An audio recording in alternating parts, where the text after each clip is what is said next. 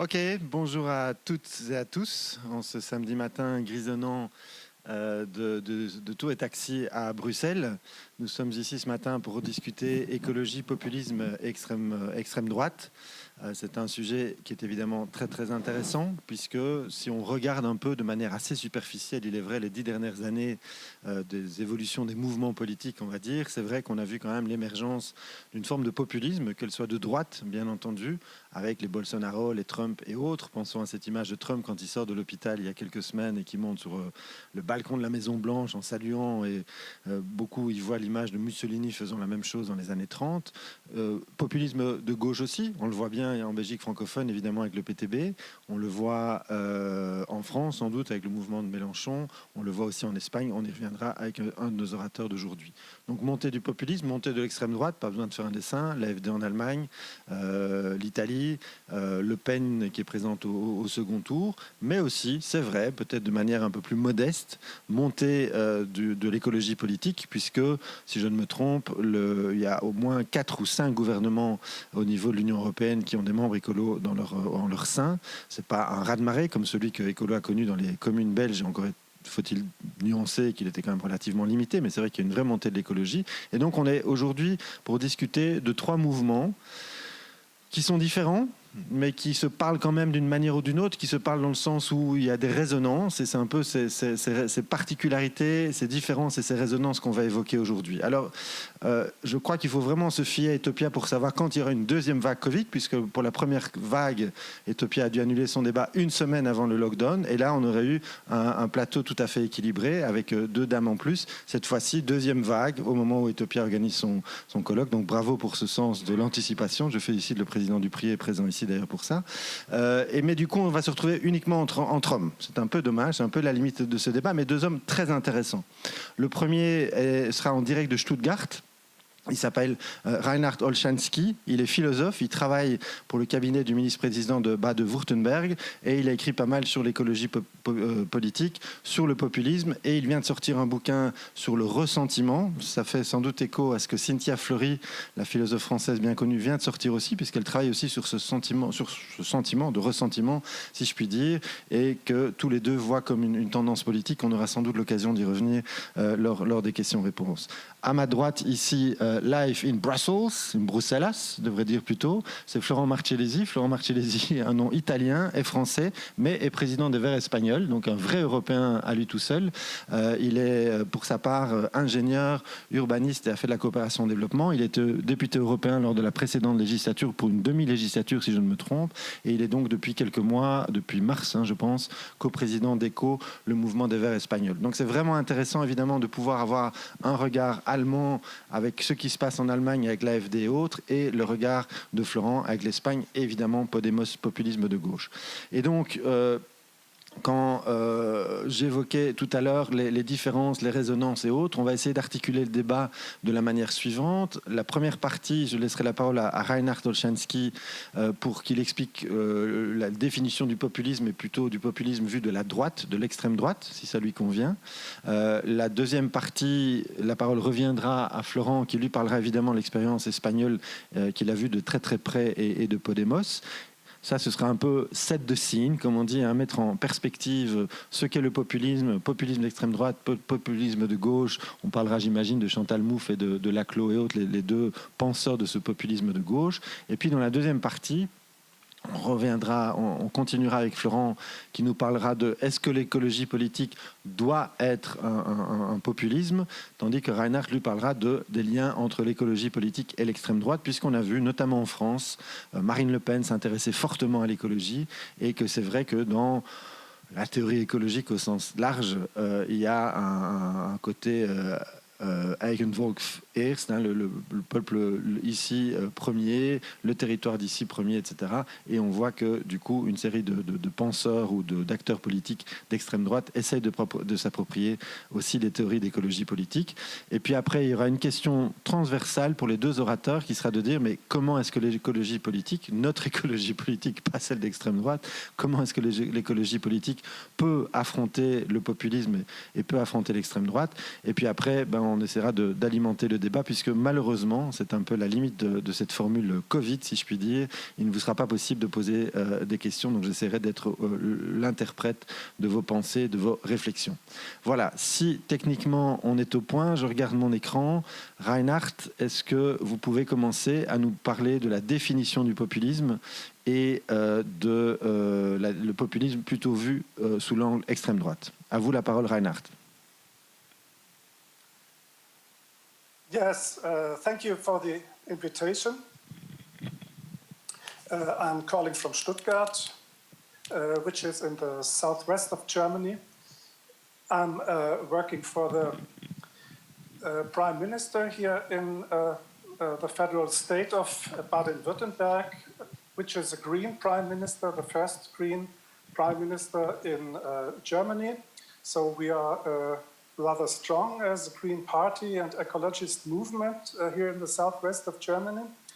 But on the other hand, the right-wing populism also is very strong. They take about 15% at the votes, and you can see it every week in the parliament. Their actions and their ideas they bring to our democracy, and so it's rather a problem for us here, how to react and how to deal with them. I myself, I'm working for many years on this problem. I recently published 2 books on it, a book on populist rhetorics and a book on resentment, or as I would pose it, ressentiment. I would like to use the French expression because it makes a difference. We in Germany, when we speak of... It's working, it's working, it's working. When we... Yes, there is a sound in my... and so I hear myself speaking. This is a little bit... Cut out the mic, maybe? So we, in Germany, if we talk about ressentiment, we follow the definition of Nietzsche, who was the classic author on this. And this is a very ambiguous author, we all know. So you can follow to a certain extent, but not too far, his theory of ressentiment. But what he says is very interesting. He defines ressentiment as a kind of moral inappropriateness. That means a kind of expression of a moral feeling which does not fit to the situation.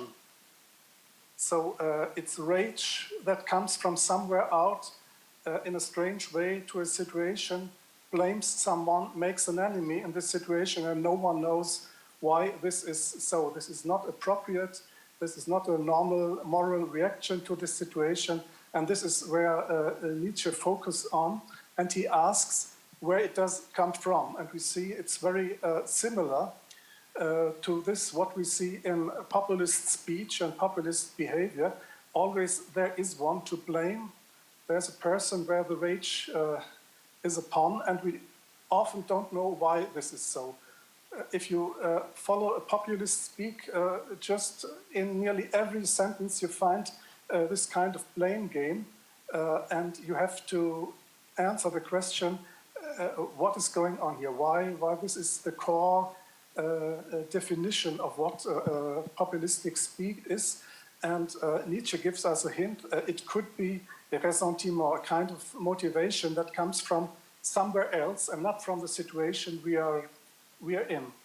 But where does it come from? That's a great question. And Nietzsche gives not a good response. He says ressentiment is a kind of slave revolt in morality. That means the slaves, those who are down on the down level of society, revolt against the elites. And so it's a very strange thing. They are slaves and they do not support that the others are bigger, stronger, and so on.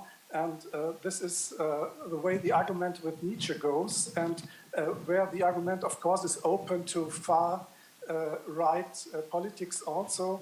And this was the way how the National Socialists interpreted Nietzsche. We need a morality of the strong against the weak, and they are full of resentment, full of slave morals. So we can go very far with this. We should instead choose another author who is rather important. It's the philosopher Max Scheler, who is a little bit as a sociologist of ressentiment. And he exactly in the first decades of the 20th century asked what are the reasons for the ressentiment we see in society. And he obviously puts out the three big points. It's power difference, it's difference in prestige, and its difference in property and income. These are the three great differences we deal with in those times and also in nowadays. And so he gives this interpretation to ressentiment. A society of inequality produces ressentiment and produces this effect. We see in action also within populist politics. So, well, this may be, but our experience here in the southwest of Germany, which is a very rich region, where we have 2 or 3% disoccupation, where the people are really rich, and we don't have these big problems we have in other countries with the social differences, but we have 15% populist votes. So where does it come from? Is it, could Scheler explain it or not? There seem to be more deeper rooted problems. For example, in parliament, this faction of the AfD, the Populist Party, there are 5 medical doctors. Yes, they're crazy people, wealthy, well situated in the society, but populist to the bones with rage and with the whole program. So where does it come from?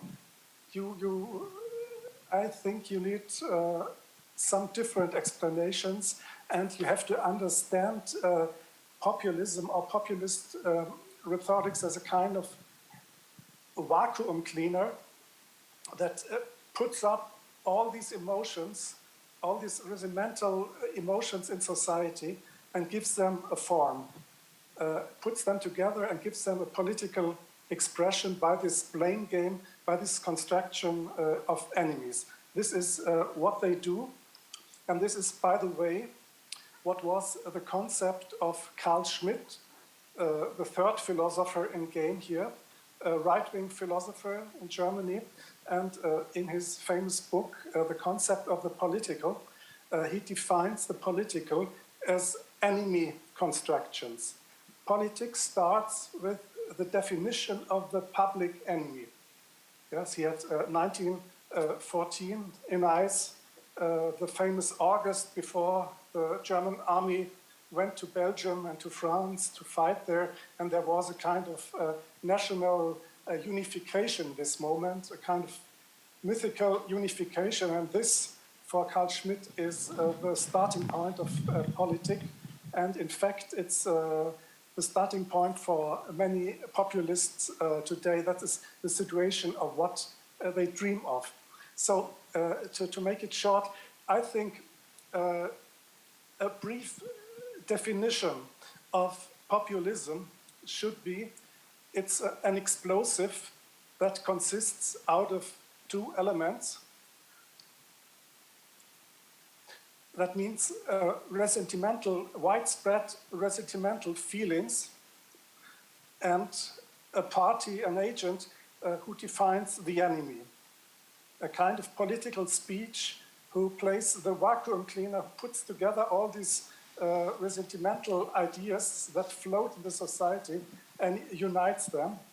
And if you have these 2 things together, you have a really dangerous situation. Ressentiment itself is not so dangerous. It floats, has no further definition, no further political action.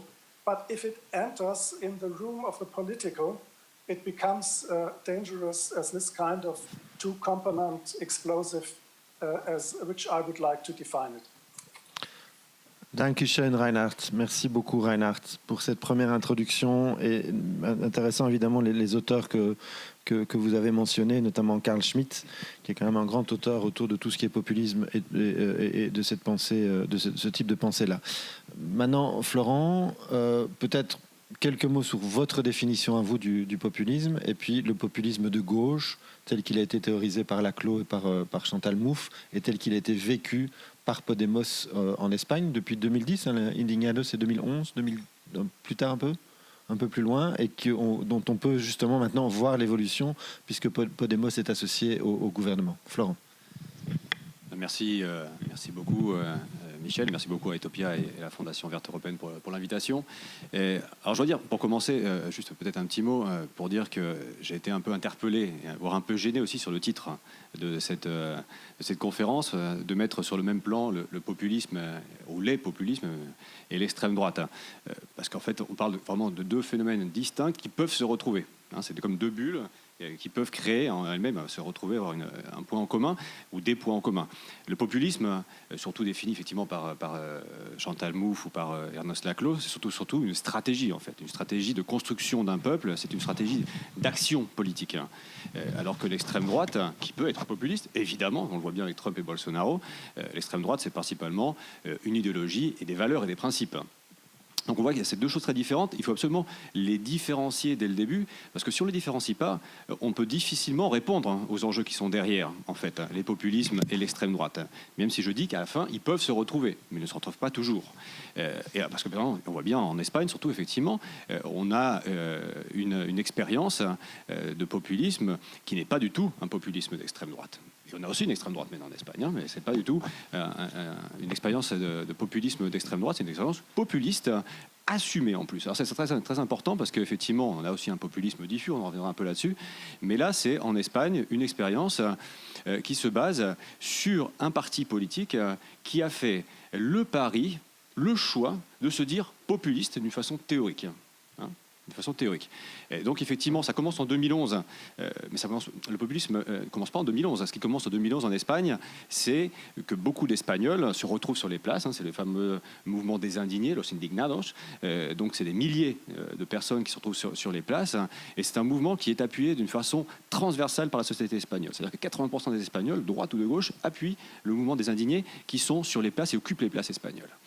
Et 3 ans plus tard, Podemos a le génie de transformer cette hégémonie culturelle, et là le mot hégémonie est important, parce qu'on retrouve aussi tout le côté gramscien derrière, c'est l'hégémonie gramscienne, et qui est en plus aussi assumée par Podemos, et qui dit « nous allons transformer cette hégémonie culturelle en hégémonie politique ». Et c'est ce qu'ils font en 2014 en se présentant aux élections européennes. Donc les élections européennes sont juste un outil, ce ne sont pas du tout un but, l'Europe n'est pas du tout un but. Le but, c'est de transformer cette hégémonie culturelle dans les places et dans les rues en une hégémonie politique. Et on utilise les élections européennes comme un strapontin, comme un trampoline pour ensuite, comme ils ont dit eux-mêmes, faire l'assaut en fait, du pouvoir national en Espagne. Parce que le but du jeu, c'est de pouvoir transformer cette hégémonie politique en pouvoir en Espagne. Le pouvoir du peuple, on va revenir dessus. Et comment ils se définissent eux-mêmes en assumant ce populisme sans complexe, sans aucun complexe. C'est ce qui a fait leur force, justement, sans aucun complexe. Il y a plusieurs choses, il y a plusieurs principes qu'on retrouve effectivement dans les écrits de Laclos ou de Mouffe. Principalement, on commence par le peuple. C'est la notion de peuple. C'est la notion de peuple, populisme, c'est vraiment la base. Et ce n'est pas une notion de peuple vertical, c'est le peuple classe, plutôt le peuple de la classe gauche-droite. C'est plutôt un peuple horizontal. Donc on retrouve plutôt le peuple d'en bas contre ceux d'en haut. C'est la caste contre les gens d'en bas, les gens normaux, les gens simples, le sens commun, non qui est beaucoup repris. Et donc justement, c'est cette lutte des gens d'en bas, les gens normaux, contre l'oligarchie. Ça, c'est la première chose qu'on retrouve de façon très claire dans les propos populistes et la stratégie populiste de Podemos en 2014. Deuxièmement, on retrouve aussi une polarisation de la société. Donc c'est une polarisation qui est cherchée, qui est voulue. On utilise le conflit. On ne cherche pas à aplanir le conflit. Au contraire, on utilise le conflit comme la source même de la politique. et en plus on les acerbe. Donc c'est une polarisation qui est très forte. Donc je reprends le mot caste. Le mot caste est devenu le mot de l'année en 2014, que tout le monde utilisait, absolument tout le monde, qui est même rentré rapidement dans le dictionnaire, tellement c'était puissant comme mot. Et c'est cette polarisation qu'on utilise à outrance. Polarisation bien sûr politique, mais aussi on cherche effectivement une polarisation contre la presse. On connaît bien Mélenchon aussi qui utilise les mêmes ressorts, une polarisation contre les institutions en général. Et là, on trouve par exemple le deep state, que Trump aussi utilise. C'est aussi ce qu'on appelle en espagnol las cloacas, les cloaques de l'État. C'est un peu le même principe. Et donc cette polarisation est utilisée comme stratégie politique. Donc on stresse, on durcit le panorama et le langage, la communication, pour vraiment trouver effectivement, et là je reprends les paroles de Reinhardt, parce qu'effectivement Carl Schmitt a joué un rôle très important là-dedans, c'est la notion d'ennemi. Effectivement, il faut un ennemi. Il y a ami, ennemi. On simplifie énormément le panorama politique. C'est d'ailleurs la notion de transversalité qui est derrière, c'est-à-dire qu'on essaie d'agréger toutes les demandes sociales dans une seule demande face à un ennemi. Et c'est ce qu'on appelle, et c'est ce que Laclos appelait les signifiants vides ou volants, par exemple. C'est les signifiants. Donc toutes les demandes sont agrégées et finalement sont représentées à travers, attention, ce qui est aussi important, un homme, une personne. Donc il faut la personnification derrière. Ça c'est vraiment très important, c'est l'homme-peuple. C'est l'homme-peuple. Donc on retrouve ça dans tous les populismes, c'est très important. Donc Mélenchon est une bonne figure dans ce sens-là. Lui-même d'ailleurs se revendique de cette stratégie. Et bien sûr Podemos l'a fait aussi. Et la figure qui a été choisie à Podemos, c'est Pablo Iglesias. Pablo Iglesias est devenu la figure qui incarne directement cette polarisation de la société. Et d'ailleurs, juste comme petite anecdote, mais qui a son sens, en 2014, le logo que vous aviez sur les bulletins de vote pour les élections espagnoles, aux élections européennes, pour Podemos, ce n'était pas le logo de Podemos, c'était la tête de Pablo Iglesias. Donc là, effectivement, on comprend bien, juste à travers du bulletin de vote, la stratégie qui est derrière. Donc on a le peuple d'en bas, on a la simplification, on a l'ennemi, bien sûr, on a en même temps l'homme-peuple, et on a ici effectivement les émotions.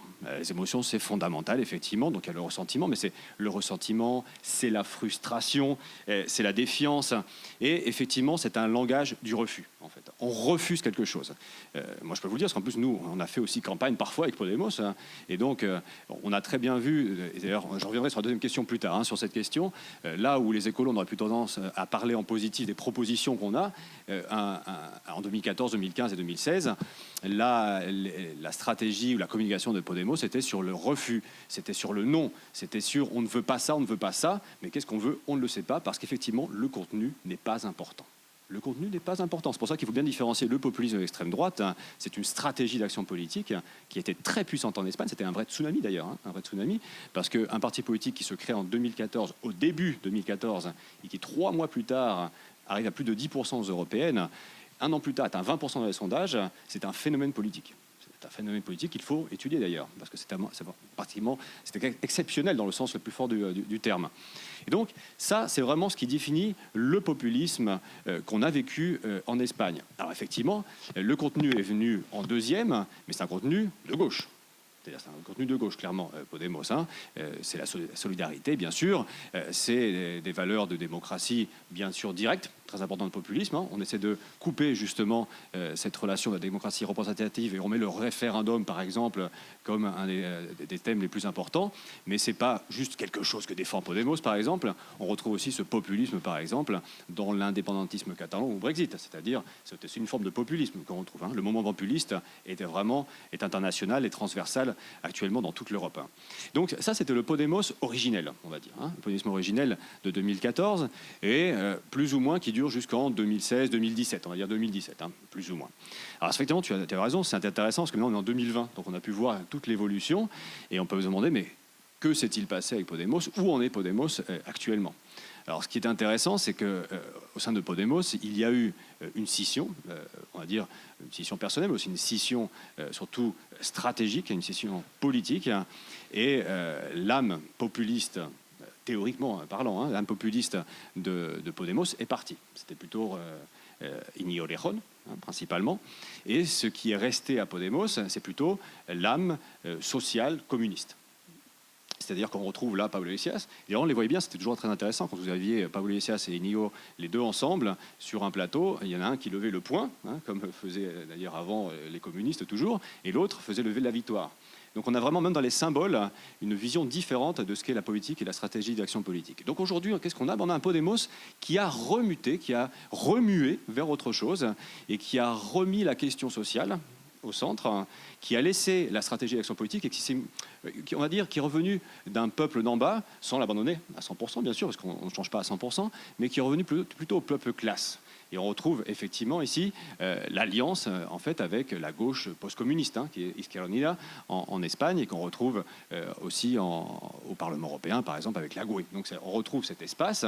Et donc il y a un abandon en fait de la stratégie d'action politique populiste et même de la théorie populiste pour s'approcher plus vers la gauche post-communiste ou vers même la social-démocratie. Ce qui permet de comprendre aussi qu'aujourd'hui Podemos et le Parti socialiste aient pu faire alliance d'une façon aussi simple. Donc, ce qu'on a aujourd'hui plutôt, c'est un Podemos qui reprend plus sur certains principes au léninisme, par exemple. Hein. On trouve plus d'influence de ce côté-là, surtout dans la hiérarchie totale, dans les purges internes, par exemple, dans le parti. C'est plutôt un fonctionnement beaucoup plus proche d'un parti communiste il y a 20 ans, 30 ans d'ailleurs. C'est peut-être le parti le plus hiérarchique qu'on connaît actuellement en Espagne, bien plus même que le parti socialiste, et un parti qui est revenu, on va dire, sur une gauche post-communiste 2.0, avec ses nouveautés, bien sûr, mais aussi un parti qui, finalement, a voyagé dans le temps, une vitesse grand V, même vitesse lumière, et donc qui a vieilli en 3 ans ce que le Parti socialiste a vieilli en 100 ans.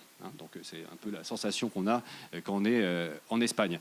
Donc ce qui en fait un phénomène encore plus intéressant, c'est aussi de montrer que les partis populistes peuvent aussi évoluer en eux-mêmes.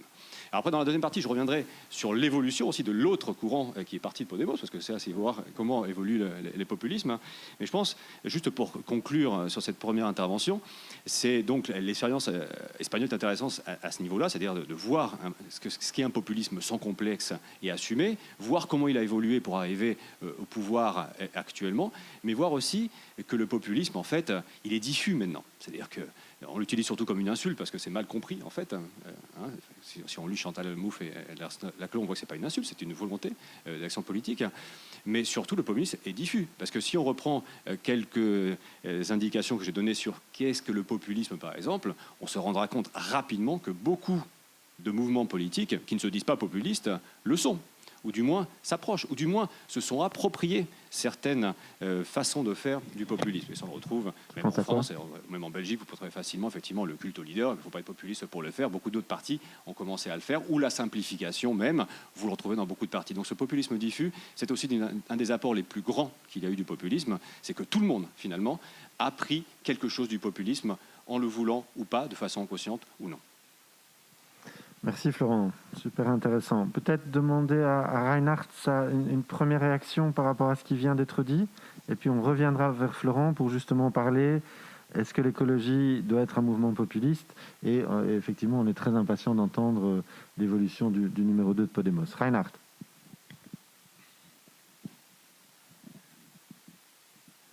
Yes, thank you, Florent.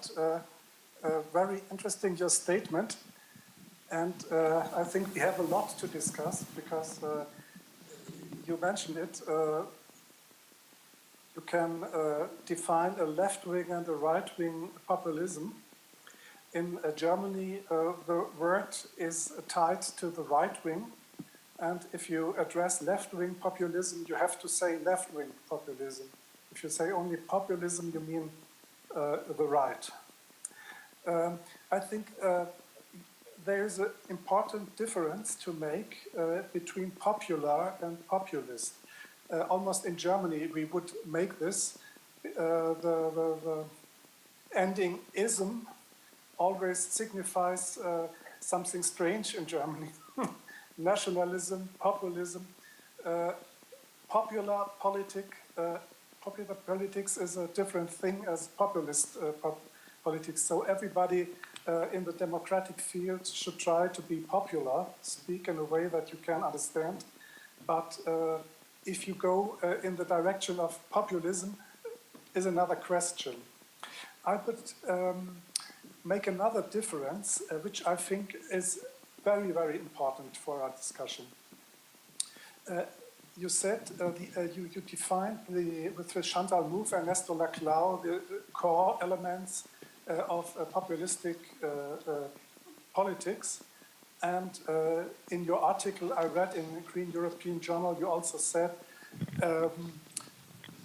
that fascists could use this concept as the left-wing people could do. So it's a rather formal concept, open to different definitions, to different politics. So, but how to make the difference between these two things, the right-wing and the left-wing populism or popular politics, so that we really can work with this. This is the problem.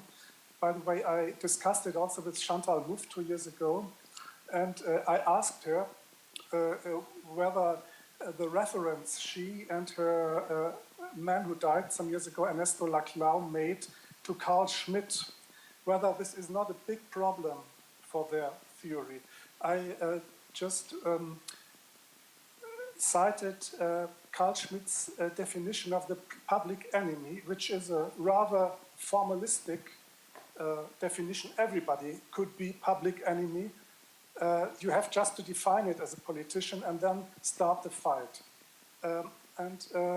Going from this idea, we had a kind of national Bolshevism, left-wing and right-wing going together, and being great fans of Carl Schmitt because of this idea. So this effect in any way our idea to make some use of this idea. Carl Schmitt, his enemy was not communism or Marxism or socialism. His enemy was liberalism.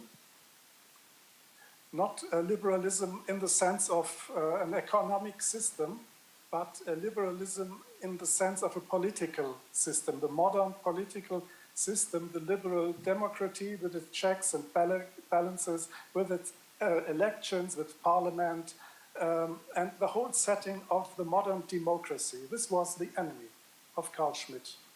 And here they came very close together, the nationalists and the Bolshevists, and in the center there were those who defeated liberal democracy. So, how to come out of this? I think the difference most important to make is this between opponent and enemy. This is a crucial and fundamental difference. The opponent is the other with whom I argue, with whom I have political fights in parliament or also in the street somewhere, but he's an opponent. He's within a moral horizon where I would not kill him, would not hate him like I would hate a concrete enemy, not only abstract enemy. And the enemy, defined as a political person, is the person which is out of our moral horizon. So having a conflict strategy, defining enemies, having empty signifiers to fill up within this fight on the basis of excluding the other out of a common moral horizon, this leads us to nowhere. And adopting a populist strategy coming from Carl Schmitt, and now this is a hard thesis, is the best way to end up with liberal democracy. You end up with a fight between left and right, and like in the Weimar Republic, and the democracy loses. If we have now 160 years fought for this liberal democracy, we should try to make it more perfect, more adequate to our needs, but not left it behind by defining enemies instead of democratic opponents. So this would be the crucial difference I would like to make, and where I would not accept a kind of left populism. I would accept a left popular politics, but not a left populism. Thank you, Reinhard. Very interesting. En français, pardon. Florent, courte réaction là-dessus, et puis on passe sur l'écologie et le populisme. Justement, je pense que c'est une transition qui peut être intéressante. Oui, de toute façon, c'est lié, c'est lié parce qu'effectivement, ce qu'a dit Reinhard est vraiment très intéressant. Et je suis tout à fait d'accord d'ailleurs là-dessus. Et je pense que c'est des grosses différences qu'il existe entre l'écologie politique et le populisme, justement. C'est que l'écologie politique ne se fixe pas un ennemi comme tel, premièrement. Pour commencer, là, je suis tout à fait d'accord là-dessus. Et en plus, l'écologie politique, c'est une idéologie. Avant tout. C'est un contenu avant tout. C'est une vision de la société sur le long terme. Alors que si on prend le populisme comme une stratégie pratique d'action politique, il n'y a pas forcément de vision à long terme. Donc c'est déjà une principale différence entre l'écologie politique et les populismes. Et surtout, on peut se poser la question, mais l'écologie politique n'est pas un populisme, mais n'a pas vocation à être un populisme. Et pourquoi pas? Ce sera toujours un groupe d'élite?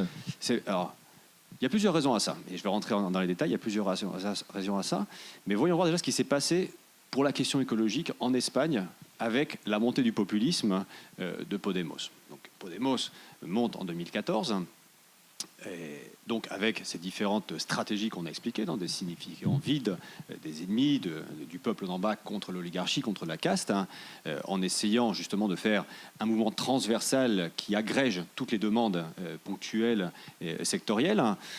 Et en faisant ça, ils ont mis donc la question en fait de ceux d'en bas contre ceux d'en haut comme la principale revendication. Donc qu'est-ce qui s'est passé avec ça, avec cette revendication principalement sur la démocratie, sur le pouvoir? Toutes les autres questions ont été secondaires, en fait. Donc l'écologie en elle-même a été totalement secondaire là-dedans. Aujourd'hui, Podemos est revenu plus sur la question sociale et de classe, mais l'écologie reste toujours secondaire dans tout ça. Donc la première chose, c'est une conclusion pratique. C'est-à-dire que l'écologie n'a pas gagné avec tout cela. Si aujourd'hui l'écologie est présente en Espagne, ce n'est pas grâce à la montée du populisme de 2014. Non, absolument pas. C'est plutôt grâce à la présence d'une vague verte européenne, même si elle n'est pas parfaite, comme tu l'as dit au début, mais quand même très forte. Il y a une tendance en fait de la transition écologique qu'on retrouve, c'est une tendance lourde dans la société actuellement. Et si elle est présente en Espagne aujourd'hui, c'est parce que cette tendance lourde existe en Europe. C'est traduit électoralement comment en Espagne encore? Tu peux rappeler, Florent? Dans les dernières élections. Dans les dernières élections, principalement, on a aujourd'hui un ministère de transition écologique que le Parti socialiste a créé, justement, en prenant exemple sur la France, quand Nicolas Hulot l'a créé. Donc ça vient de là, donc c'est vraiment l'influence française dans ce cas-là, et aussi européenne en général. Et après, ça s'est traduit, par exemple, et je vais revenir là-dessus, c'est que justement, les Verts, nous, on s'est présenté justement avec la branche plus populiste de Podemos. Et je vais revenir là-dessus, je pense que ça ouvre des questions, justement, sur ce que disait Reinhard. Parce qu'effectivement, ma thèse, c'est que l'écologie politique n'est pas un populisme, n'a pas vocation à être un populisme et ne doit pas être un populisme. Mais ça n'empêche pas qu'il faut reconnaître comme légitime cette aspiration populiste qui existe dans la société et qu'on peut collaborer avec certains mouvements populistes. Avec certains mouvements populistes. Parce que je pense qu'il faut aussi apprendre à faire un peu plus de définition dans les détails et pas mettre tout le monde dans le même sac. C'est un peu compliqué. Si on fait ça, justement, ça serait plus de l'écologie politique. Parce que la grosse différence qu'on a avec des populismes, justement, c'est surtout ce que j'ai dit au début, c'est que, on cherche avant tout à comprendre la complexité, à expliquer la complexité et à la mettre en place. Nous sommes, je dirais, dans ce cas-là, plutôt des adversaires en positif de la simplification. On cherche la complexité. Deuxièmement, on n'a pas cette vocation à rendre homogène la société. En agrégeant toutes les demandes sectorielles, on n'a pas cette vocation, ni cette vision des choses. L'écologie politique est justement basée plutôt sur la diversité, sur la pluralité, sur la reconnaissance justement de ces pluralités, ces diversités. Au contraire justement d'une vision hégémonique basée sur l'homogénéité. Et ça, on le retrouve tant dans les pratiques internes, par exemple, des mouvements écolos, que dans les propositions qu'on peut faire, justement. Et ça passe principalement, par exemple, par le respect des minorités, quelque chose de fondamental pour l'écologie politique. Si on parle aussi, par exemple, de la question du territoire et de la souveraineté, on a la souveraineté comme une question fondamentale pour les populismes. La souveraineté nationale, la souveraineté du peuple, principalement plus que nationale, du peuple. Après, on pourra se demander quel peuple, mais du peuple. Alors que l'écologie se base beaucoup plus sur, justement, l'autonomie et les souverainetés partagées d'une société qui est plurielle, en fait. Et on cherche justement à voir comment cette pluralité peut être faite. Donc je pense qu'effectivement, les valeurs de l'écologie qui sont plutôt basées justement sur l'empathie, sur la coopération, sur le care en anglais, non, plutôt que sur le conflit permanent justement et trouver un ennemi, ça nous fait des différences assez fondamentales. Mais en même temps, il y a quand même une évolution aussi de certains mouvements populistes qu'on retrouve. Et par exemple, on retrouve cette évolution en Espagne avec Iñigo Errejón et le parti qu'il a créé, Más País, justement, qui a compris justement que la transition écologique, que le vert était justement le futur et le contenu qu'il fallait justement mettre derrière les signifiants vides. Donc forcément, en tant que vert, il faut quand même qu'on se pose une question de que fait-on avec des gens qui reconnaissent la transition écologique comme la priorité absolue politique. Et d'ailleurs, c'est ce que dit Chantal Mouffe récemment dans Le Monde diplomatique.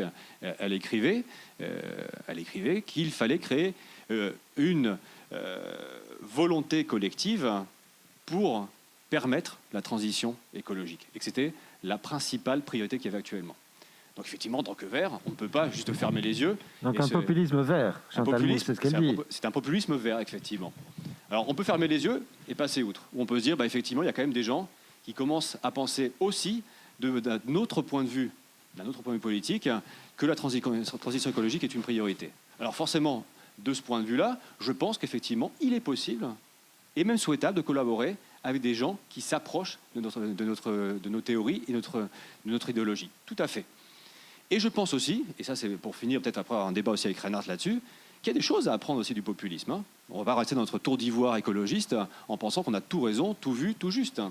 Je pense par exemple que l'écologie politique devrait repenser ou penser plus profondément sa théorie du pouvoir et sa théorie du conflit, par exemple. Le conflit, on l'échappe, on n'en veut pas du conflit. Contre nous, ça c'est quelque chose qu'on ne connaît pas chez les écologistes. Jamais. Mais quand le conflit arrive chez les Verts, on ne fait quoi ? On a du mal en fait, parce qu'on ne veut pas reconnaître qu'il existe. On aurait tout le monde est beau, tout le monde est bisounours. Non, ça ne marche pas comme ça. Le conflit existe, parce qu'il y a une société plurielle, avec des intérêts divergents, et donc il y a du conflit dans une société. Et comment, en tant que Verts, en tant qu'écolo, en tant qu'écologie politique en général, on gère les conflits ? Je pense aussi qu'il faut repenser la question de la communication. On a bien vu en Espagne cette capacité communicative qu'ont eu justement le mouvement populiste, qui là était largement au-dessus de la capacité qu'on a eu les Verts. Donc il y a effectivement dans cette capacité communicative aussi, je pense, le rôle des émotions. Pareil, je pense aussi que l'écologie politique a été trop rationnelle, parce qu'effectivement, l'humain, nous sommes émotionnels. D'ailleurs, Edgar Morin le dirait très bien, séparer l'émotionnel du rationnel, c'est pratiquement impossible en fait. La raison dans l'émotion est dans la raison en fait. Et donc on a besoin aussi de revenir aux émotions, de les comprendre justement, ce ressentiment, cette frustration, et de nous-mêmes de les transformer en positif. Et d'où l'intérêt aussi, je pense, d'un mot fondamental qui est le récit. On a besoin de récits. Ça, c'est aussi Yuval Noah Harari qui le dit très bien dans Sapiens, justement. On est une société qui a besoin de mythes, mythes dans le sens d'histoire. On a besoin de se raconter des histoires pour pouvoir coopérer ensemble. Et je pense aussi que de l'écologie politique, nous devons raconter une histoire.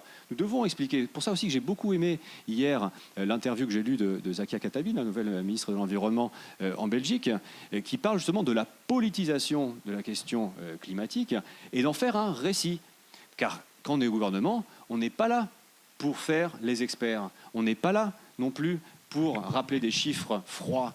On est là pour créer un mouvement, pour créer un récit et pour créer une capacité d'action collective.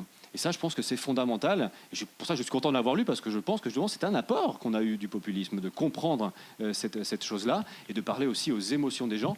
Mais toujours, et je pense que c'est une grosse différence aussi avec beaucoup de mouvements, c'est ne pas rester sur le refus et le ressentiment, justement, avec un ennemi. Non, au contraire, c'est de transformer en positif ces émotions. Le refus, ça existe. Il est là, le ressentiment existe.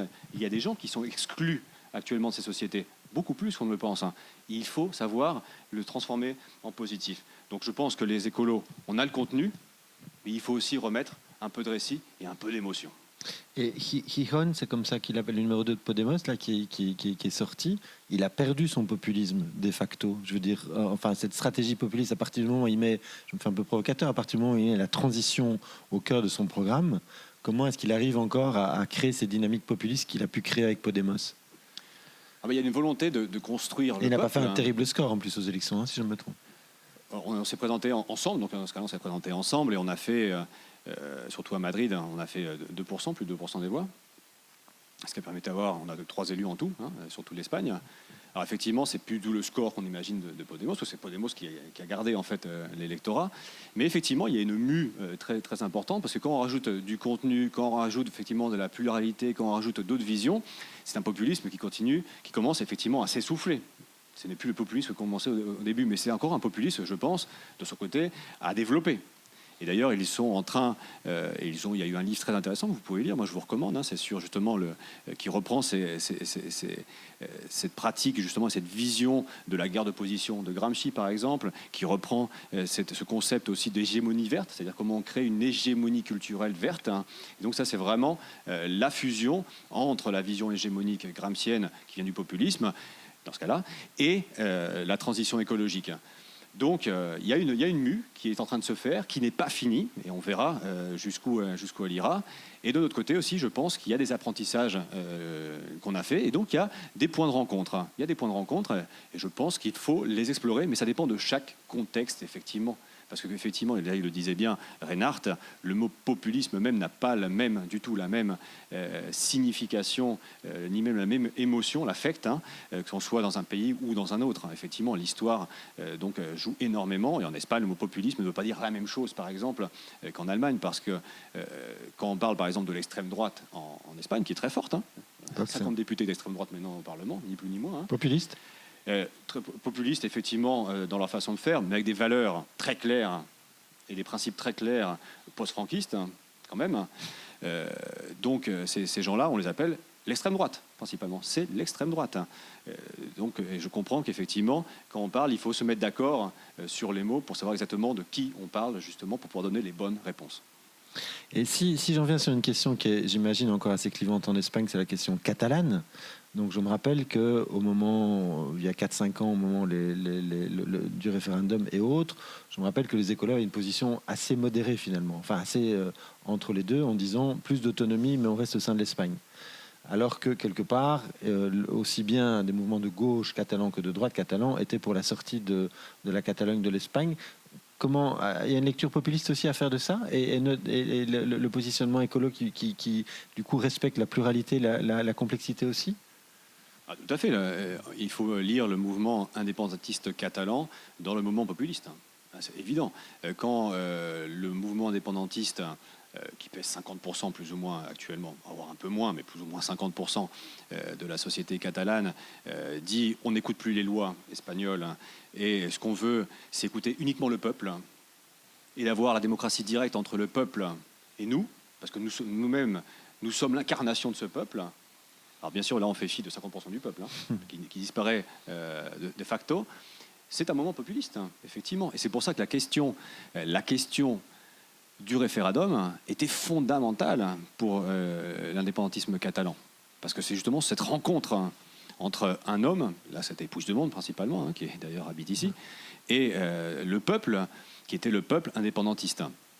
Et effectivement, les écolos, et en général aussi la gauche non indépendantiste, mais autonomiste, a eu beaucoup de mal à se positionner là-dessus. Parce qu'en plus, c'est un raz-de-marée. Quand le populisme fait le tsunami, c'est très compliqué, parce qu'il joue sur les émotions plus identitaires dans ce cas-là.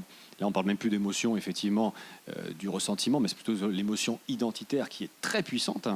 C'est aussi une question, je pense, qu'il faudrait développer bien plus en écologie politique, c'est l'identité. Et donc, quand ce tsunami-là arrive, l'écologie politique a du mal à se positionner. Et je pense que la solution, ou du moins la proposition qu'on devrait avoir, même si elle est minoritaire au début, c'est de rappeler que le référendum, ça ne règle absolument rien si on le met au début du processus. Un référendum, ça peut être utile à la fin d'un processus délibératif. Surtout quand la question est hyper complexe. Surtout quand la question est hyper plurielle. La société catalane, et comme la société espagnole, comme la belge, comme la française, comme l'européenne, hyper plurielle et hyper diverse. Donc dans ce cas-là, le référendum ne fait que renforcer en fait la division et la crispation en fait. Et on l'a bien vu avec le Brexit. Avec le Brexit, à 50%, on sort de l'Union européenne et à 50% qui disparaît. Et donc, ça ne règle aucune question. D'ailleurs, le Brexit, ce que ça a créé, ce n'est pas une désunion de l'Union européenne, ça a créé une désunion du Royaume-Uni. On a le Royaume désuni maintenant, c'est ce qu'on a. Et il paye en fait les conséquences d'un populisme, parce que là, c'est vraiment aussi un populisme, d'ailleurs plutôt de droite dans ce cas-là, hein, parce que c'est basé plutôt sur l'anti-immigration. Mais donc clairement, je pense que l'écologie politique devrait faire appel à d'autres mécanismes démocratiques, hein, et pas de démocratie antilibérale, je suis tout à fait d'accord, de démocratie libérale, représentative, mais aussi délibérative, hein, qui remet le citoyen aussi au centre, tout en le faisant depuis la complexité et sans chercher d'ennemis, mais tout en reconnaissant qu'il y a des conflits, des intérêts et des opposants. Deux petites anecdotes légères dans cette discussion quand même assez intense. D'une part, tu évoquais Zakia Katabi, notre ancienne coprésidente, au moment où on a vu un déferlement de Catalans sur Bruxelles, une journée de février, je ne sais plus très bien quelle année, ils étaient plus ou moins 25 000, ils étaient partout. Zakia il y avait une photo qui avait apparu de manifestants catalans qui sortaient de la brasserie Roi d'Espagne sur la Grand Place, et Zakia avait dit « je pose ça là, discrètement ». Et voilà, on se rappelle de cette anecdote. Et par ailleurs aussi, pour avoir été un peu au Parlement européen, j'étais là le jour où Puigdemont a eu son badge, et puis surtout, il était là avec sa famille un jour, quelques semaines après, à se faire photographier partout avec sa famille. Et il y avait un côté dérisoire à avoir ce type chantre de l'indépendance catalane qui se fait photographier avec sa famille au Parlement européen. Bref, on va revenir maintenant. On a, je pense, bien cerné l'aspect populisme de gauche, de droite. On a commencé à faire un premier lien avec l'écologie politique. Moi, je voudrais maintenant, avec Reinhard, arriver sur le lien entre extrême droite et écologie politique, puisque on constate, et notamment en France, que Marine Le Pen s'approprie pas mal de thèses de l'écologie, qui a un côté on est chez nous, on est notre territoire, on relocalise l'économie, mais aux dépens de tout ce qui n'est pas du territoire, de tout ce qui est étranger notamment. Et on constate donc que, même si dans l'écologie politique et écolo en particulier, on a toujours eu du mal à se positionner sur l'échelle gauche-droite, on a dit qu'on était nini, maintenant je pense qu'on assume un peu plus, écolo assume un peu plus qu'il est à gauche, même si on voit au sein de l'Union européenne que, et même entre l'Allemagne et les Français, les Belges ou les Espagnols, que sur la gradation gauche-droite peut être très très très différente. On le voit notamment sur le débat sur la relance européenne, où on a été très très déçus de voir que les Finlandais, les Autrichiens avaient beaucoup de mal à dire ok, on relance l'Europe dans son ensemble, on est solidaire avec le Sud. Donc on voit qu'au sein du mouvement écologique, cette gradation gauche-droite n'est pas évidente, mais c'est vrai que c'est quand même elle n'est pas tout à fait récente, avec Alain de Benoît en France dans les années 70, dans les années 70, mais on constate que cette appropriation de la dimension environnementale, cette appropriation de la dimension décroissance notamment, se fait aussi par des mouvements d'extrême droite. Et donc ce serait intéressant, Reinhard, que vous nous aidiez à comprendre un peu le ressort de ce lien entre extrême droite et écologie.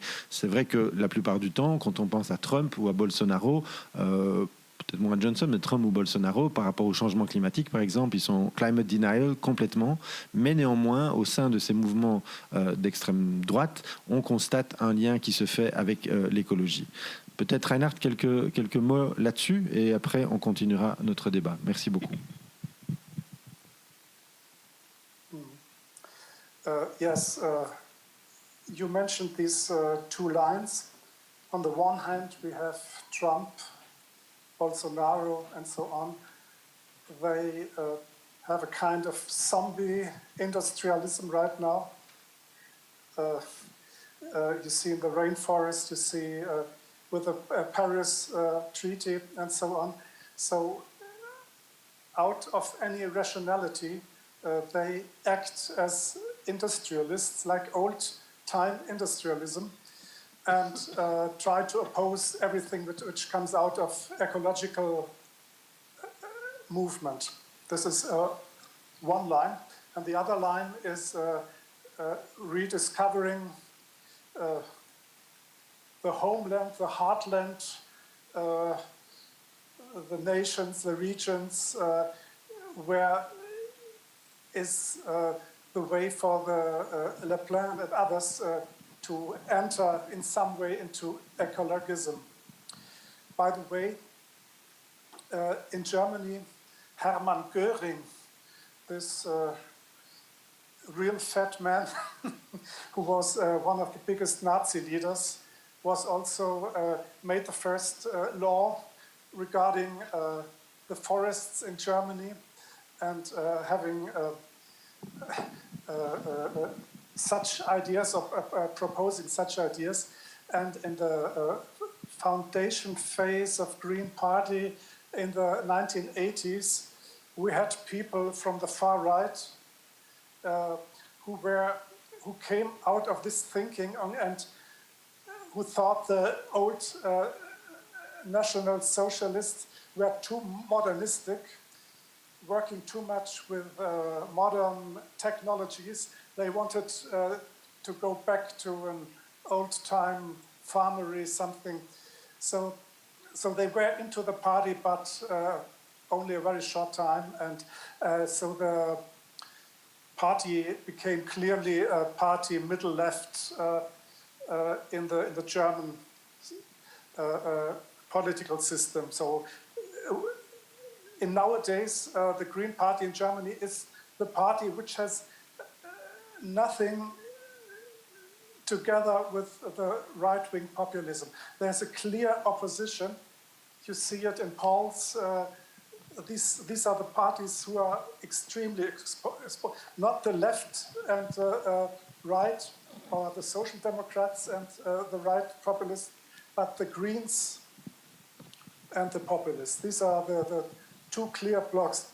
So our strategy, and I think it's a rather good strategy, we defend democracy and rationality within the political system against those far right.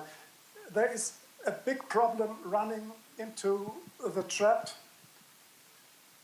people like Trump has put on and waiting for some opponent, for some enemy who runs into this trap and answers in the same question, in the same style, in the same type of, you can name it bullshit rhetoric, a rhetoric which has no grounding in rationality, in facts, just bullshit. And starting this fight. So we clearly say we don't go into this discourse. We defend liberal democracy. We defend rationality. We defend the democratic culture. We defend a kind of conflict culture. That means having conflicts, having hard conflicts with political opponents, but having also a culture to keep into dialogue with them. This would be the scene, the politic we follow, and this is, with this we make very, very much points. For example, our Prime Minister here in the Southwest, Winfried Kretschmann, who follows this politics, has now around 77% of positive figures in the polls, so he is a figure for this kind of dialogue politics and for culture, conflict culture. So I think this is a very good issue to follow for Green parties. I want to say a second thing to Florent regarding ecology within the popular or populist parties in Spain and maybe in other parts of Southern Europe. They put ecology on the second row. This is obviously. They act within a framework, let's say, of Gramscian Marxism. But what I cannot understand is, I myself come out of this framework, I've studied in Italy, and I understand it quite well. They come out of this framework, and why do they not understand that the modern industrial society has two problems to cope with. Two big fundamental problems. First is the social problem, of course, the situation of the working classes, the situation of the society, the human relations. And the second problem, which comes with modern industrialism, is the relation human-nature. You could frame this perfectly within a Marxist framework.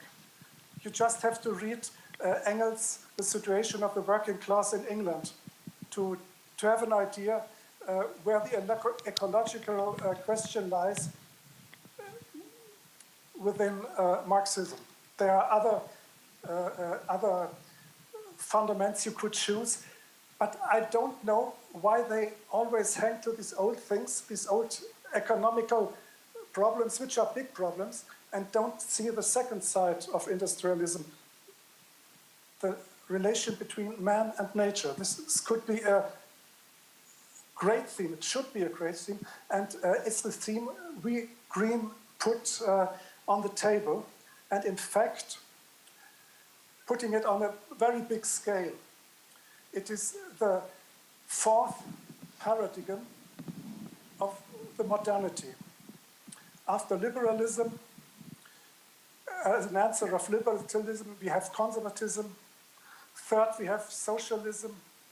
And the fourth big thing is ecologism. This is the fourth big idea of modernity. And taken this,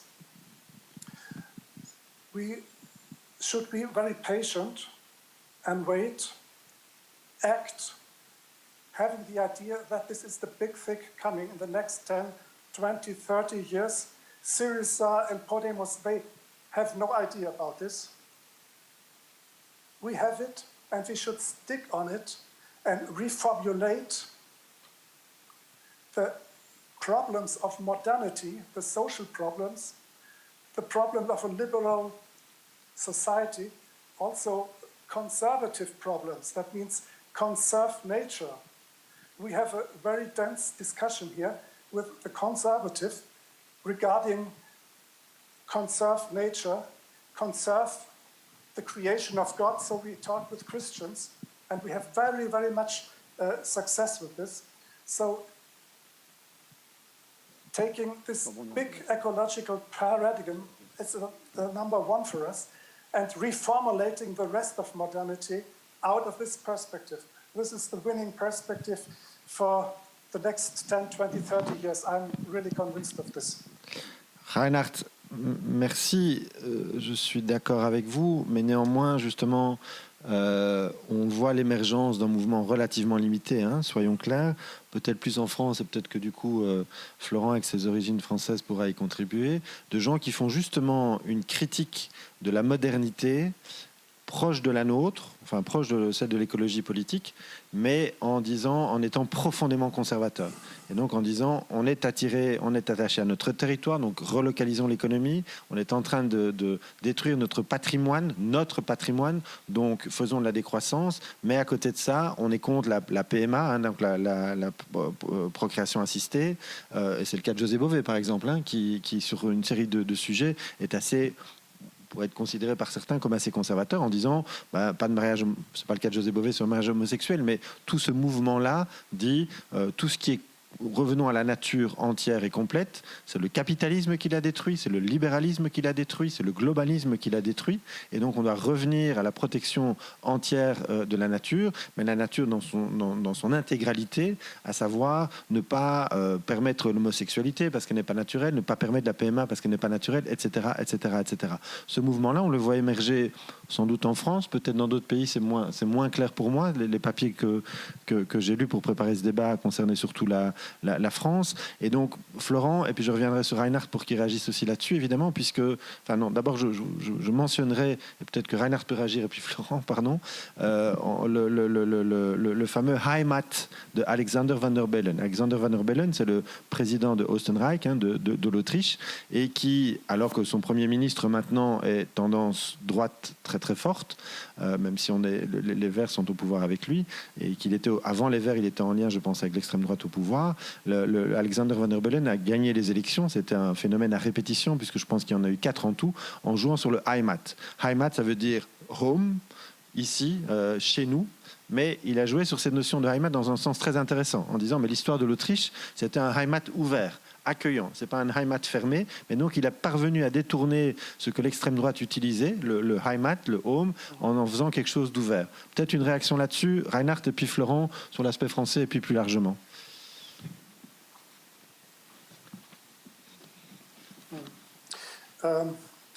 Yes, thank you. Here the Prime Minister of our state, Winfried Kretschmann, argues in the same way, using this term Heimat. We in part are a very conservative part of Germany, and he finds an argument to discuss with a modern notion of Heimat and reach the people. So this is possible. But let's say on a more theoretical level, I think we have to learn one thing. I am and I was very impressed by the time diagnosis of Adorno and Horkheimer in the 40s, the dialectics of enlightenment, written in exile in America. And there they reconstructed Western rationality with all its destructive potentials. And but they haven't had a clear idea of ecological questions, weaponry, big wars, and a kind of thinking, fragmented thinking, analytic fragmented thinking within modern rationality that they saw, but the ecological question they don't really saw. So their analysis that there are some problems in the history of Western modern rationality is correct, but we have to go much, much further than Horkheimer and Adorno did and write a new chapter of this dialectic of enlightenment, that this kind of industrialism could create the end of all life here on this planet, not only by the nuclear bomb, but by the ordinary function of this modern industrialism. So we have to go one step further and not back like the conservatives or the romantics did. And the criticism of the Marxists still is green ecologists are romanticists. So as if we would live in the beginning decades of the 19th century. We are 200 years later, and we are not romanticists. We 2 or 3 steps further, understanding how this rationality creates problems that are very big. And so formulate this makes a big difference to the right-wing type of ecology, which is a rather different thing. Thank you, dankeschön Reinhard. Florent, réagir là-dessus, on va très très loin évidemment dans la réflexion. D'abord peut-être un petit regard sur ces mouvements qui ont l'air d'émerger en France, le fait que Marine Le Pen notamment se positionne pas mal là-dessus. Et puis effectivement, on va entrer à la question que je voulais vous poser à tous les deux, auquel Reinhard a déjà commencé de répondre. Comment est-ce que nous, l'écologie, on va dire politique, telle en tout cas reconnue par tous les partis écologiques, incarnée par tous les partis écologiques au niveau européen, comment est-ce qu'elle peut lutter contre ce genre de tendance, comment elle peut se positionner. Mais d'abord, une analyse de l'écologie telle qu'elle, de l'environnementalisme tel qu'il s'approprie par l'extrême droite.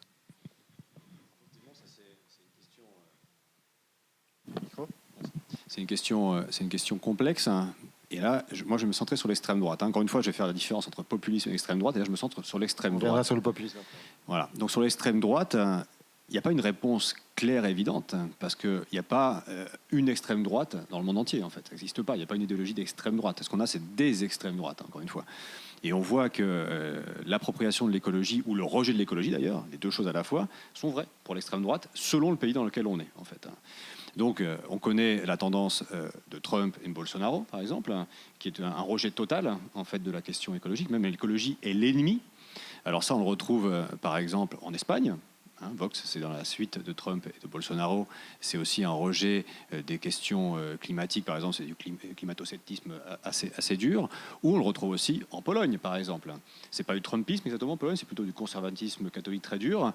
Mais en arrivant au pouvoir, ils ont eu une petite phrase, le gouvernement a une petite phrase en disant que l'ennemi, d'ailleurs, là on se mettait aussi un ennemi en face.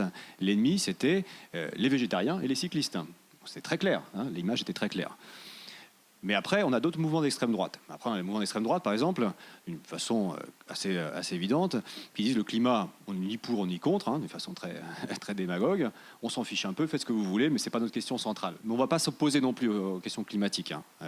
Ça, c'est par exemple ce qu'on a trouvé en Italie avec la Lega, non ? La Lega, par exemple, laissait les questions climatiques au Movimento 5 Stelle, qui pouvait faire des choses assez proches, d'ailleurs, de ce qu'on pourrait faire nous parfois. Je suis qui est plutôt un mouvement populiste, à l'extrême droite, et la Lega, par contre, qui disait voilà, c'est pas mon sujet, mais je ne vais pas m'opposer. Et après, vous avez d'autres mouvements, par exemple, qui choisissent une autre voie, qui sont, par exemple, vous avez très près d'ici, non, le Vlaams-Belang, par exemple, qui a mis la question animale au centre de son programme. Voilà. Ou vous avez l'extrême droite française, le Rassemblement national, qui a fait sienne la question écologique. Alors moi, je me rappelle quand j'étais député européen, et Marine Le Pen était encore députée à ce moment-là. Elle venait parfois. Elle venait, elle faisait ses discours, mais ces discours, quand on les écoutait, sur les 3-4 premières minutes, jusqu'à ce qu'elle parle de la question plutôt raciale, où là, effectivement, on retrouvait l'extrême droite pure et dure, plus de son père, non ? Mais les 3-4 premières minutes ressemblaient énormément à un discours écolo. Énormément. Ça faisait même peur de l'entendre. Ça faisait même peur de l'entendre. Parce qu'effectivement, le Rassemblement national en France a fait quelque chose que n'ont pas fait d'autres mouvements d'extrême droite. Eux, ils ont théorisé l'écologie pour l'intégrer dans leur logiciel politique. Et c'est ce qu'ils ont appelé le localisme. Le localisme. Et effectivement, pourquoi c'est dangereux le localisme ? Ça reprend quand même des bases de l'écologie politique. Ça reprend certaines bases de l'écologie. Par exemple, si on parle d'espèces qui, comment dire en français, espèces invasoires, invasives, voilà, des espèces invasives. On a des espèces invasives. Donc effectivement, nous, un écolo, on dirait effectivement, faut faire attention à ça, parce qu'il y a un écosystème qu'il faut pouvoir protéger. Ça, on le fait, on le dit, on le travaille depuis très longtemps d'ailleurs, au niveau municipal, régional, national. Mais en même temps, que fait l'extrême droite ? Eh bien, ils mettent les espèces invasives, ils le font pour les animaux, pour les espèces végétales, mais ils le font aussi pour les êtres humains. Donc, une personne qui vient d'un autre pays, principalement, on imagine qui viennent d'autres pays hors Europe, hors tradition catholique, ce sont aussi des espèces invasives. Et donc là, vous avez le localisme de l'extrême droite qui arrive à joindre le côté racial avec le côté conservationniste. Effectivement, c'est extrêmement dangereux parce que ça ouvre la porte à la question de l'écofascisme. Effectivement, donc c'est le lien entre l'écologie et le fascisme qui est encore plus dangereux parce que face à ce qui est un possible effondrement face à la question écologique, face à un possible dérèglement sociétal face à la question écologique, on a les fascistes, ou du moins les proto-fascistes ou l'extrême droite qui arrivent et qui pourraient mettre en place une société éco-autoritaire, en fait, qui est, basiquement, on répartit les peu d'espace écologique qui nous restent, après, effectivement, ce désastre industriel des 2 derniers siècles, et on le partage d'une façon autoritaire, totalitaire s'il le faut. Et donc, c'est ce qui fait la dangerosité, en fait, de l'intégration de l'écologie par l'extrême droite. Et donc, il faut absolument, effectivement, et je pense que aussi c'est quand même ce qu'on a appris des Verts allemands, c'est qu'effectivement, comme disait Reinhardt, les Verts allemands sont devenus, en fait, l'alternative, l'opposition principale à cette extrême droite. Pourquoi ? Parce que, justement, c'est tout le contraire. C'est utiliser l'écologie de façon positive et solidaire. Et peut-être qu'on va revenir là-dessus après, mais justement, et je pense qu'encore une fois, il faut le faire sans complexe. Et je pense que c'est ça aussi qui a marché peut-être en Allemagne, dans d'autres pays, c'est le côté où on le fait sans complexe. On s'affirme sans complexe en tant qu'écolo, en tant que solidaire, justement comme réponse aux urgences et aussi aux ressentiments des gens. Et donc, arrivons à la question que je vous posais à tous les deux, même si l'un et l'autre vous avez déjà commencé à y répondre, après cette double introduction qu'on a un peu interrompue pour rendre le débat un peu plus vivant pour les gens qui nous suivent derrière leur écran. L'écologie, un des titres de ce colloque, c'est l'écologie ou la barbarie. L'écologie politique comme réponse au populisme, comme moyen de contrer le populisme, qu'il soit de droite ou de gauche. C'est une stratégie, hein. J'ai bien compris, Florence, ce que tu disais tout à l'heure. Mais comment est-ce que nous, avec la complexité que tu décrivais tout à l'heure, avec le fait de dire on veut des ennemis, on veut des opposants politiques, on ne veut pas des ennemis, comme disait Reinhardt, avec le fait de dire il y a un débat démocratique à mener en permanence, comment est-ce que nous, on peut monter encore plus au niveau politique? Comment est-ce que l'écologie politique peut contrer ces tendances au populisme? Et j'ai envie, je pensais le faire après, mais d'ores et déjà de faire le lien avec le Covid, évidemment. Je vis dans un quartier, pour le moment, un quartier assez bourgeois, et je voyais une affiche qui était anti-5G, hein, sur la norme des GSM, parce qu'avec quoi on peut être d'accord comme écologiste, bien entendu. Et puis, sur la même fenêtre, il y avait aussi un truc, le Covid, mascarade, complot, machin, etc., etc. Donc on voit que la situation actuelle, telle qu'elle interroge et ébranle nos facultés cognitives, j'ai envie de dire, la conception qu'on a d'une vie normale et autres, peut pousser beaucoup de gens, même dans certains milieux socioculturels manifestement, si je pense aux gens de mon quartier, vers une simplification et théorie du complot et autres, qui sont quand même quelque chose, qui sont quand même je dirais aussi des caractéristiques de mouvements populistes. Donc, de manière générale, comment est-ce que l'écologie peut faire face à ces stratégies populistes, et en particulier les stratégies d'extrême droite, bien entendu, et par ailleurs, est-ce que le Covid ne va pas encore plus pousser ces tendances populistes? Florent peut-être, et puis Reinhardt?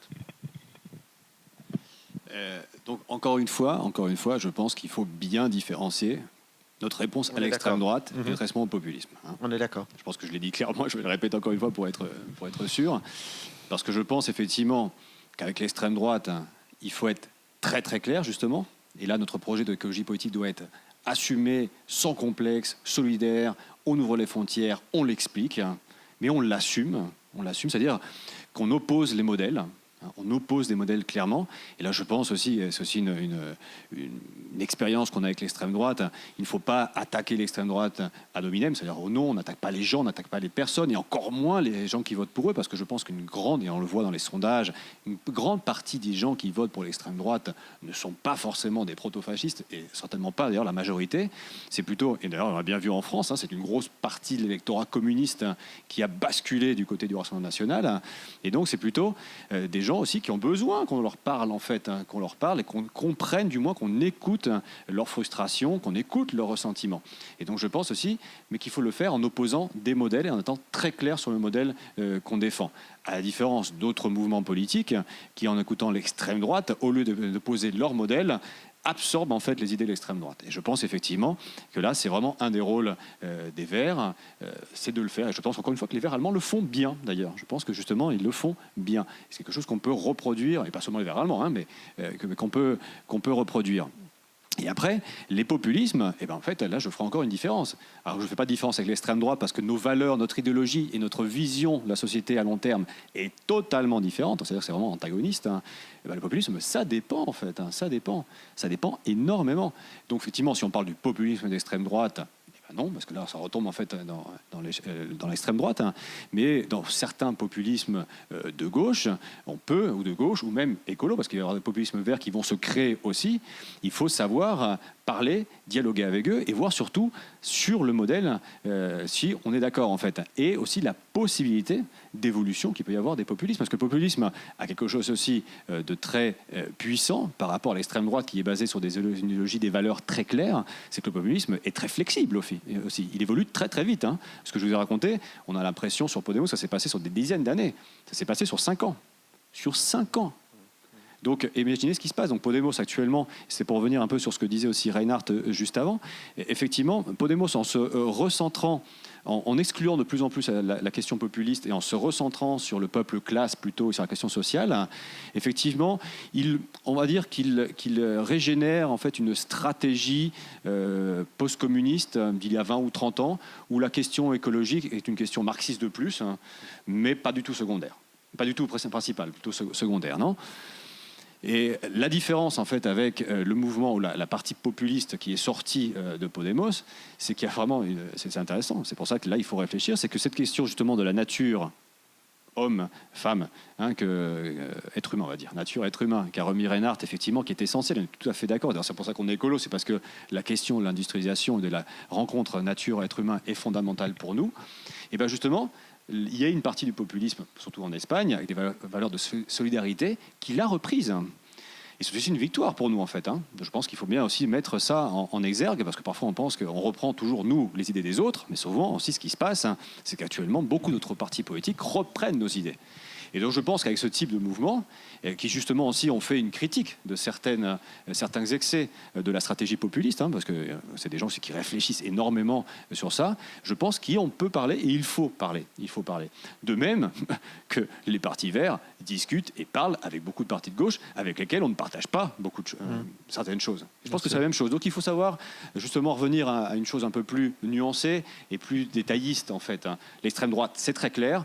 Opposition de modèle, nous sommes antagonistes, nous parlons quand même aux électeurs, ne les oublions pas, mais pour le populisme, on apprend à différencier, on rentre dans le détail et on regarde réellement l'évolution et la flexibilité de ces mouvements et on voit si on peut collaborer ou non.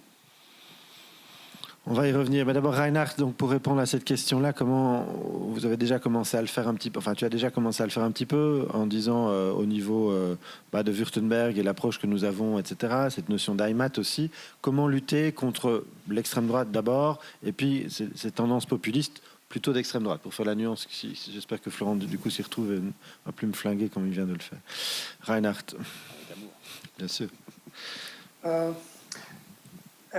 Can I say something to the question how COVID pushes populism or not? So answer. Resentment. Yeah, go ahead. In this way. We have a situation in Germany, 80 or 90% of the people accept the COVID politics of the government. And we have a kind of coalition of the cautious. This is the Bavarian Prime Minister, our Prime Minister Kretschmann, and Chancellor Merkel. They are the three persons who try to follow cautious strategy, and they have been rather successful with this up to now. And looking at the polls, how the people trust politics or not, we see in the last weeks there is a growing trust in Germany into politics. But we have 10 or 15% who are really against it, and even harder against the so-called established politics, including the Greens, and going much, much harder in a populist confrontation regarding COVID. For example, the AfD, the Populist Party, they changed their politics. Firstly, they were for very strict measures against COVID, and then they became ultra-liberalist, opening up everything. So they really changed completely, and now they are at the top of this movement against the COVID politic of the cautious, and they try to construct the enemy this way. So you see, it's a completely formal way constructing enemies. You just need something to oppose and to formulate this kind of strategy. And so they did it with this. But we have a rather new thing. In Berlin, during some COVID demonstrations, we've seen a very strange coalition. I would call it rainbow, blue, brown. We never seen it before. Rainbow are more or less the people we talk to in the society, and there are a lot of them going to to demonstrations against the COVID politics we made, together with the blue, the populist, and the brown, the fascist. So a coalition we never seen. And here comes the question of, let's say, the conservative media looking at these rainbow people demonstrating there in Berlin. They ask us, the Greens, so in some way you are irrationalist. You are the fathers of these people there demonstrating. It's your irrationalism. And so this is a kind of argument that comes out now. And so we have, how do you answer comment in a very detailed way, which takes us too far right now. But this is about the situation right now. Donc le début de réponse que vous envisagez, ce serait quoi?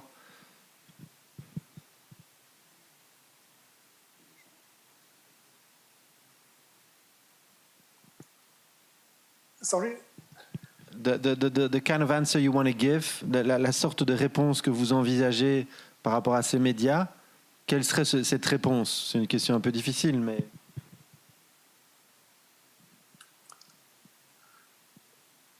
Yeah.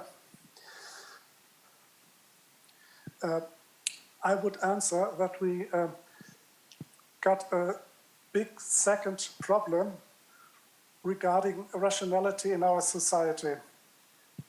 The first problem I mentioned before is instrumental rationality. That means the industrialism, which does not work anymore. So we have to see what could be a good instrumental rationality and ecological rationality dealing with nature. The second thing is we have a crisis of communicative rationality. That means all the things we see within populist governments, Trump, the bubble he forms with Twitter and with his use of media, we don't have any more discussions based on facts, on arguments. We does not reach anymore the bubble of the people that follow Trump with arguments, or with the argument, here are the facts. This is a complete tribalization of the public discourse we have right now. The rationality not follows anymore our logic, that what we are used to do, to have in a dialogue, in a political dialogue, but it follows the organization of a tribe. So what the chief says is the truth, and the truth does not develop in the dialogue between us. So this is the difference. And in fact, this is the result of populist politics, forming a bubble, defining the reality for this bubble without having the democratic discourse that gives a bias, that gives another argument, that gives another perspective. So entering in a kind of democratic conflict culture by argument. Trump, with his bullshit politics, overcome this. And this is the problem for our democracy right now. And the last thing, this is maybe also the problem after Trump. Mm-hmm. We've seen it with Sarkozy and with Berlusconi. Mm-hmm. They destroyed a certain public discussion in their countries. And after Berlusconi, there's Salvini. Yes? I don't know who comes after Next. Trump or after Biden, but he destroyed a lot of the discursive framework of our democratic societies. D'accord, Reinhard, c'est super intéressant. Ça nous emmène évidemment très très loin. Ça mériterait encore des heures de débat. Il ne reste malheureusement plus qu'un petit quart d'heure.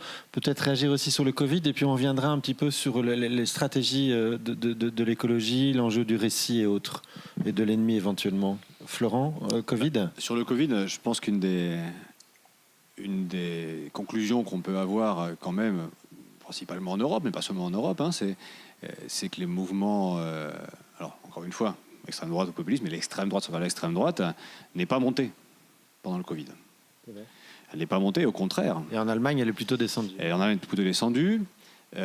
Trump est à 2 doigts de perdre. On ne sait jamais, bien sûr, on va croiser les doigts, mais l'effet Covid, c'est pas un effet qui le porte, au contraire. C'est un effet qui est en train plutôt de le plomber. C'est dans le sens contraire.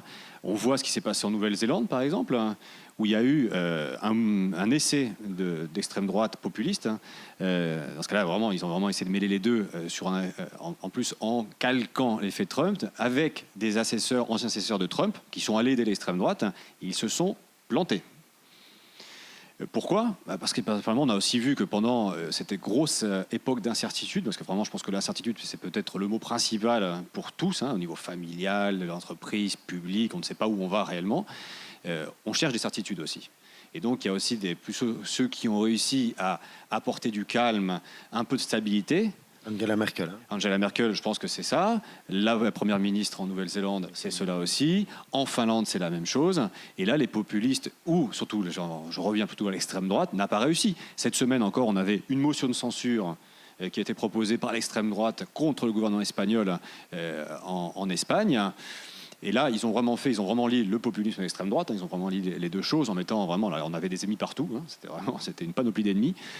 Et les seuls qui ont voté pour cette motion de censure, c'était pas sûr au début, encore une semaine, c'est l'extrême droite qui s'est retrouvée totalement isolée. Même la droite espagnole, qui n'est pas vraiment très modérée en comparaison avec Merkel, s'est déchaînée contre l'extrême droite. Et c'est une bonne chose d'ailleurs. Une bonne chose. Donc on retrouve vraiment une extrême droite qui est plutôt, je pense, assez isolée. Et d'ailleurs, on trouve aussi en France, c'est pas elle qui mène le débat politique actuellement, du tout. Donc je pense que le Covid n'a pas renforcé. Jusqu'à présent. N'a pas renforcé jusqu'à présent. Alors bien sûr, je dis jusqu'à présent parce que les choses vont tellement vite et on voit tellement actuellement que l'histoire n'est absolument pas linéaire. Elle n'a jamais été linéaire, mais là, vraiment, on a conscience. Et donc ça peut aller très très vite dans un sens ou dans l'autre. Mais on voit, par exemple, et je pense que ça va être très important ce qui se passe aux États-Unis dans une semaine et demie, parce qu'effectivement, si Trump ne gagne pas, ça recrée aussi une dynamique dans l'autre sens, non ? Alors Bolsonaro, peut-être que c'est un cas à part, on ne peut pas rentrer dans, parce que je pense que lui se maintient actuellement, surtout justement parce qu'il a compris le côté social de la chose. Et donc il faudrait, je l'écarte, mais on ne va pas rentrer parce que je pense qu'on n'a pas le temps de rentrer dans cette... Mais en général, je ne pense pas que le Covid ait renforcé ça, plutôt il a renforcé les options politiques qui ont apporté plutôt de la sécurité et un peu de stabilité dans un monde très incertain. Alors ce terme de sécurité est un terme vraiment important puisque je pense que c'est vraiment le propre de la femme et de l'homme de 2020, c'est cette insécurité totale par rapport à le déclassement économique et social, par rapport maintenant le Covid qu'on n'avait pas anticipé, par rapport aux risques climatiques et autres. Donc en termes de récit, sur quoi est-ce que nous devons nous positionner en tant qu'écologistes ? D'une part, effectivement, jouer sur cette notion de sécurité, cette notion d'Heimat de Van der Bellen en Autriche, mais peut-être aussi se trouver des ennemis. Je viens avant, dans une autre vie, j'étais directeur de Greenpeace et on ne politisait pas, comme Zaka peut-être veut le faire maintenant, notre discours sur le climat en disant on est tous responsables, il faut tous bouger. Or, on sait qu'il y en a certains qui sont beaucoup plus responsables que d'autres. Et jusqu'à présent, de la crise climatique. Et jusqu'à présent, je ne suis pas sûr que les partis écologistes, les partis verts, aient vraiment appuyé là-dessus en disant on a un ennemi, c'est l'industrie, c'est le pétrole ou c'est les riches qui polluent 4 fois plus, on le sait depuis, au moins 4 fois plus, on le sait depuis tellement d'années, il y a de plus en plus d'études qui le sortent. Donc c'est quelque chose avec lequel on a beaucoup de mal. Donc peut-être une réponse sur l'enjeu sécurité, comment est-ce que nous on peut sécuriser les gens alors qu'on a un discours de très long terme, et comment est-ce qu'il y a aussi une nécessité de se trouver un ennemi. Florent et puis Reinhard. Alors ça, c'est des questions profondes, surtout la deuxième. La première, effectivement, je pense qu'il faut intégrer le concept de sécurité dans le récit, effectivement. Parce que la transition écologique, on a tendance, ou du moins a été présentée souvent, pas par tout le monde, mais ou a été comprise et présentée d'une façon très idyllique, en fait. la transition écologique arrive, tout le monde aura un emploi, on va tous vivre heureux et libres. Mais la transition écologique, c'est quand même c'est un chemin assez difficile, voire très difficile, parce qu'on touche beaucoup d'intérêts, et pas que les intérêts, justement, et c'est là, je pense, l'erreur d'avoir un unique ennemi, justement, qui serait l'industrie les plus riches. Je vais revenir sur la question. Parce qu'on touche aussi les intérêts des gens qui en ont le plus besoin, par exemple. On a bien vu les gilets jaunes, par exemple. On l'a bien vu. Donc, les intérêts sont très divergents, très pluriels. Et ça va être un chemin qui va être assez compliqué parce qu'effectivement, il y a quand même une grosse partie de la population qui perd. Qui va peut-être gagner, certainement, mais qui perd au début. Et on a besoin, justement, je pense, et c'est là, et je pense qu'on a bien compris, je pense que tous les mouvements partis écolos et qui ont avancé, d'ailleurs, le font. Donc je vais rien dire de nouveau, je vais juste renforcer cette idée, c'est qu'effectivement, il faut parler, en fait, de transition juste. C'est de transition juste. Si on veut que ça marche, il faut déjà, effectivement, dire aux gens que ce qu'on prend d'un côté, sur, par exemple, la fiscalité verte, on le redistribue de l'autre, justement, pour que la majorité, justement, puisse accepter et puisse rentrer là-dedans. Et donc, il faut effectivement, là, un récit. Il faut un récit qui soit puissant pour cela. Alors, je pense que ce récit des riches, ça ne marche pas à 100% pour l'écologie politique. Parce qu'on est tous le riche de quelqu'un. Parce qu'effectivement, toi, tu travailles en plus dans une ONG actuellement. J'espère que je n'ai pas dit quelque chose qui n'était... tu travailles dans une ONG et on sait très bien qu'actuellement, effectivement, on peut regarder les riches, par exemple, par rapport aux pauvres en Europe, mais on peut aussi faire ça au niveau mondial. Et qui est le riche? Nous sommes les riches par rapport au pays des pauvres et nous surconsommons les planètes. Nous, nous sommes les riches. Donc c'est même pour ça qu'en fait, cette simplification qui a été faite depuis les dernières années sur le 99%, 90%, 99% contre les 1%, ça ne peut pas être notre récit. Ça ne peut pas l'être. Parce que nous sommes, même en Europe, ce 1%, ce 2% en fait, qui expolluent en fait, les ressources naturelles en Amérique latine ou en Afrique, par exemple. Donc ça ne marche pas. Ça ne marche pas. Ou ça marche à moitié. Il faut pouvoir un peu ouvrir ça. Et même si on regarde par exemple, on regarde les classes, par exemple, en Europe, en Belgique, en Espagne, en France, c'est assez pareil, on trouvera en fait qu'il y a des classes, pas uniquement les classes les plus riches ou les ultra-riches, mais aussi beaucoup de classes moyennes qui sont largement au-dessus de l'empreinte écologique. Donc si on nous met vraiment des lunettes vertes pour regarder ça, alors je pense qu'il faut être un peu plus dans les détails, ça ne marche pas, donc c'est ennemi facile. Mais en plus, là on revient un peu, je pense qu'il faut quand même continuer à parler d'opposants, mais sans avoir peur d'opposer d'une façon très claire et dur s'il le faut aussi. Disons les choses clairement, effectivement, l'industrie du pétrole doit fermer. Et là, il faut le dire clairement. Mais en même temps, être capable de se diriger aux employés, aux travailleurs, qui eux-mêmes peuvent être contre nous. Effectivement, je les comprends. On va contre leurs intérêts à court terme et à moyen terme. Et donc, effectivement, là, le récit est vraiment super fondamental. Le récit de quelle histoire on raconte, justement. Quel est notre récit? Quelle est notre histoire? Toucher un peu aussi la politique du cœur, non? Ça, il faut y arriver, en fait. Il faut y arriver. Et j'espère que c'est ça qui va être fait, justement, en Belgique. Donc, pour ça que j'étais content de lire ça. Parce que si on va dans ce sens-là, effectivement, on avance, on ouvre. L'électorat écolo, on le connaît, mais il faut aller plus loin si on veut gagner, effectivement, cette capacité à convaincre au-delà des cercles habituel. Reinhard, est-ce que l'écologie politique doit se trouver un ennemi et qui serait cet ennemi pour pouvoir toucher davantage de gens?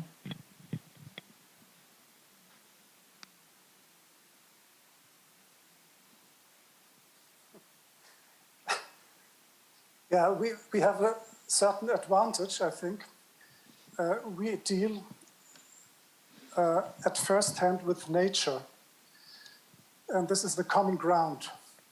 So this is the nature is not the enemy, but there are some politics who treat nature as if it would be an enemy or a kind of death materia with which we could do everything.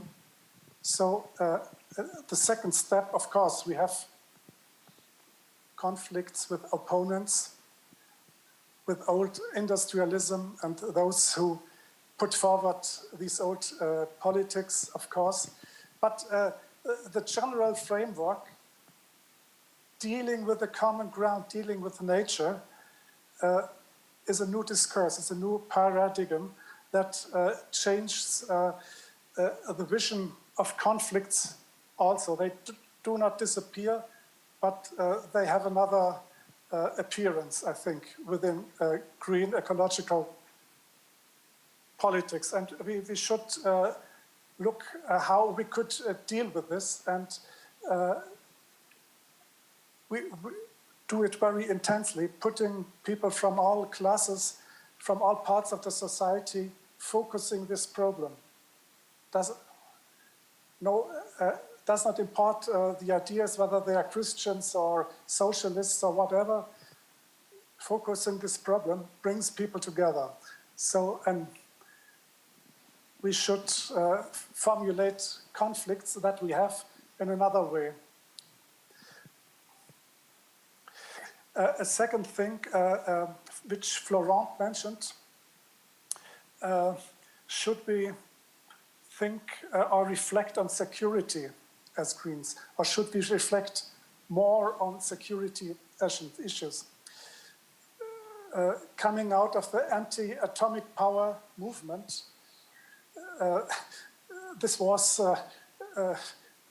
gives birth to our party, the question of atomic security.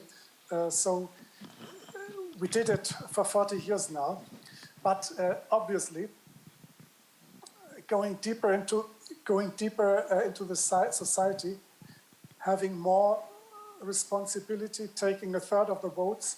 So you have to deal with all problems of security that there are, how the police should act, how the Secret Service should act, how we should deal with the restriction of the liberties of the citizens in this situation right now. So we have to deal with security more than we do. There are other politics of security that are possible. We, for decades now, have a kind of semi-populist politics on security from the right wing of Christian Democrats, who always push in one direction, bringing the liberties of the people, making them smaller, having more competences to police, to Secret Service, and so on. There is a complete, another politics is possible that gives security to the people, and it's in the relation with liberty, security, that should work together. And we have ideas how this could work together, give the people the sense of security without touching the liberties. So this should be the framework to develop our politics. And we have good concepts, and we should even try to get into responsibility here, to take a Ministry of Internal Affairs or something like this. Why not? Thank you, Reinhard. Quick reaction, réaction rapide de Florence sur le nucléaire, et puis malheureusement on devra conclure ceci. Non, pas sur le nucléaire, sur la première partie, c'est une quick reaction sur la première partie. Pardon. Parce que finalement, je suis d'accord, hein, et justement, je pense que ce qu'a dit Reinhard, c'est effectivement, il faut changer les priorités justement du conflit en l'orientant sur quelque chose d'autre. Et pour nous, effectivement, et là je pense qu'on peut parler de l'urgence.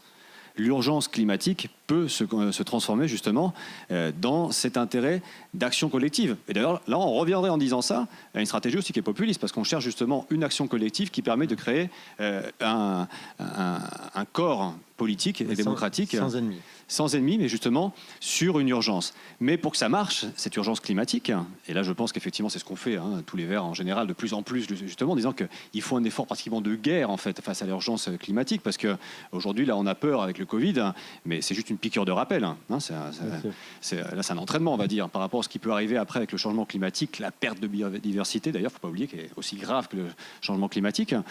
Et donc face à ça, il y a une urgence, et il faut arriver justement à créer une action collective d'urgence.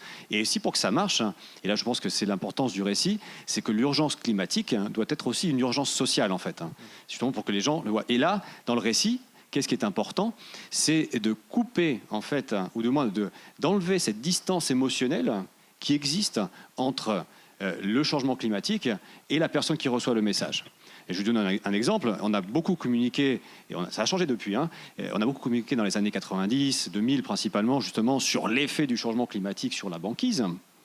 Et on a raison, parce que justement, ça, on sait que ça a un effet très complexe. Mais pour le dire d'une façon très simple, personne ne voit un ours polaire dans son jardin. Il y a une distance émotionnelle énorme entre l'ours polaire et la personne. Par contre, si on arrive à expliquer que l'urgence climatique, justement, c'est des pertes d'emplois, par exemple, au niveau local, que c'est, et ça on l'a utilisé en Espagne, ça a bien, très bien marché, c'est que ça fait perdre toutes les cultures, les vignobles, par exemple, au nord de l'Espagne, et ça veut dire qu'on perd une tradition, justement, qui est très importante là-bas, ça marche aussi en France, hein. Qu'on explique, par exemple, que la culture des oranges est en train de disparaître à Valence, que la culture de l'huile d'olive disparaît en Andalousie, et là on touche vraiment en fait le cœur. On touche le cœur parce qu'en fait, on touche quelque chose qui fait partie aux traditions des gens, à la terre, à l'identité aussi. Et là, on coupe, effectivement, ou du moins on réduit cette distance émotionnelle, géographique et aussi du thème. Et ça, c'est vraiment important pour le récit. Il faut parler aux gens, effectivement, de comment l'urgence climatique est en train, justement, d'être une urgence sociale. Et d'ailleurs, je veux dire, par exemple, qu'une série comme Effondrement, par exemple, qui était sur une plateforme en ligne, permet justement aussi de réduire cette distance émotionnelle, parce qu'on se met à leur place ici. Hein, c'est plus une dystopie dans 20 ans ou 30 ans, c'est plus non plus quelque chose qui se passe uniquement dans la banquise ou dans un pays du sud du monde. Non, non, ça se passe chez nous. Et je pense qu'on a besoin effectivement de ce récit qui nous remet, nous, en tant que personnes européennes, belges, françaises ou espagnoles, au centre de cette urgence climatique et sociale. Pour autant que ça ne soit pas un discours tétanisant, ça c'est encore autre chose, c'est encore un autre débat. On va en rester là, malheureusement. Alors, je voudrais souligner d'abord que aussi bien Reinhard que Florent ont des textes publiés dans le Green European Journal, qui a été créé par notre ami Benoît Lechat. Et ce débat était d'ailleurs soutenu par le Green European Journal et surtout par la Green European Foundation, qui est un peu l'Ethiopia européen, et qui fait un travail très très intéressant sur justement la pensée écologique et au niveau européen, et les politiques écologiques au niveau européen. Je voudrais remercier évidemment les amis d'Ethiopia qui ont organisé cette matinée avec des conditions techniques très compliquées. Donc merci aussi aux traducteurs et aux techniciens, à Delphine, à Sophie et aux autres. Merci beaucoup pour ça. Je voudrais enfin remercier Reinhard en direct de Stuttgart. J'imagine que c'était pas simple seul. C'est pas qu'on était très nombreux ici dans la salle, mais seul à partir de Stuttgart. Et Florent pour leurs brillantes interventions. Je pense que le débat était très intéressant pour bien comprendre les dynamiques du populisme, pour comprendre ce lien extrême droite écologie et pour comprendre les réponses que le mouvement écologique peut apporter face à ces tendances. J'ai oublié de me présenter. Je suis Michel Jeunet, je suis ancien directeur politique d'Écolo, ancien directeur d'Ethiopia. Je suis actuellement à la tête d'une ONG humanitaire et j'étais très heureux de modérer ce débat avec vous, en espérant que ça vous a intéressé.